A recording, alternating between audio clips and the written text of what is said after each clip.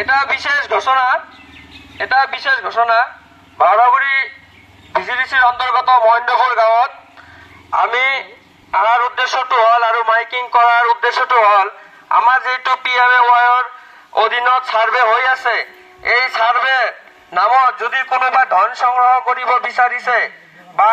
ধন সংগ্ৰহ কৰিছে তো আপোনালোকে আমাক খবৰ দিব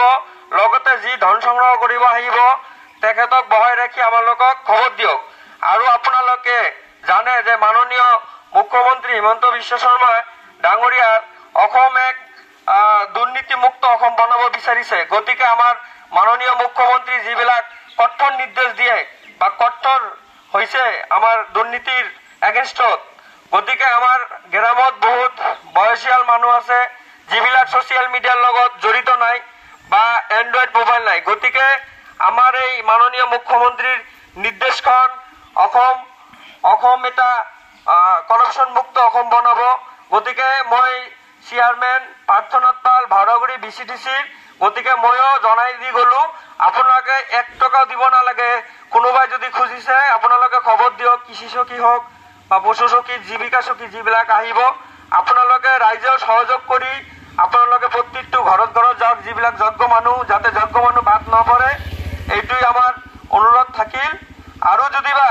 এনেকুৱাকৈ ধন সংগ্ৰহ কৰিব বিচাৰিছে মই বাৰম্বাৰ কৈছো অপৰাধ কৰা আৰু অপৰাধ দেখা একে তো আপোনালোকে নিজেও এইটো দোষী হয় আপোনালোকে 1 টকা নদিয়াকৈ আপোনালোকে ঘৰ পাব তো আমাৰ আহাৰ উদ্দেশ্যটো হল আমাৰ যেটো PMAYৰ সাৰ্ভে হৈ আছে এইটোৰ আমাৰ সাৰ্ভে টিম ঘূৰি আছে গাঁৱে গাঁৱে কিন্তু আমি ৰাইজক এইটো জনাব বিচাৰিছো যে যাতে আমাৰ কোনো সাৰ্ভে টিমৰ নাম লৈ বা বেলেগৰ নাম লৈ ধন সংগ্ৰহ যাতে কৰিব নোৱাৰে আপোনালোকে 1 টকাও দিব নালাগে মাননীয় মুখ্যমন্ত্ৰী ডক্টৰ হিমন্ত বিশ্ব শৰ্মাৰ নিৰ্দেশ মৰ্মে এই সাৰ্ভে বিলাক হৈ আছে তেখেতে আমাৰ অসমত কৰপশন মুক্ত কৰিবলৈ বিচাৰি আছে গতিকে কিছুমান কাৰবাৰ নাম লৈ সোমাব পাৰে যে ধন দিলে হ'ব 500,000 এনেকুৱা ক'ব পাৰে আপোনালোকে এইটোৰ পৰা বিৰত থাকিব প্ৰয়োজনত মোক জনাব আৰু যদি অসুবিধা হয় যদি লবলৈ আহিছে আপোনালোকে তাক ৰাখি মোক খবৰ দিব মই যিমান সহায় সহযোগিতা কৰিব লাগে কৰি গতিকে